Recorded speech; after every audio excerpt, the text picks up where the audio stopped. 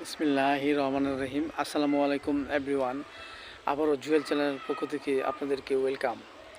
আজ একটি নতুন ভিডিও নিয়ে আলোচনা করব। ভিডিওটি হলো শীতে টনসিল হলে যা করণীয়। এভরিওয়ান, এটি একটি গুরুত্বপূর্ণ একটি ভিডিও। আমাদের মানবদেহে বড়জীবের গোড়ার দিকে দুটি গ্রন্থি থাকে। উক্ত দুটি গ্রন্থি যখন ফুলে টেকিং বা ব্যথা করে তখন আমাদের মাঝে এই টনসিলিটিস রোগটি দেখা দেয়।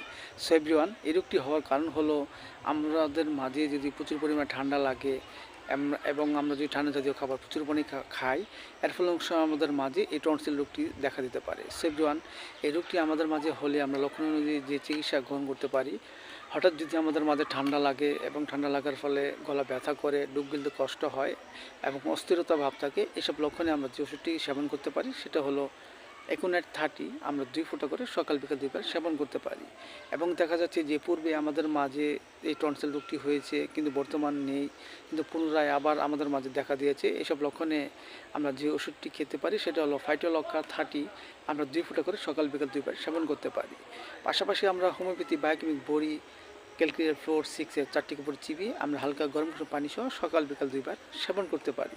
এতে করে আমাদের মাঝে যে টনসিল যে রোগটি দেখা দিয়েছে তা আস্তে আস্তে দূর হয়ে যাবে এবং আমাদের মাঝে সুস্থ বোধতা ফিরে আসবে। সো এভরিওয়ান, ভিডিওটি ভালো লাগলে অবশ্যই আপনারা লাইক দিবেন, সাবস্ক্রাইব করবেন এবং আমার এই ভিডিওটি সবাই শেয়ার করে দিবেন। সবাই ভালো থাকেন, সুস্থ থাকেন। Thank you so much.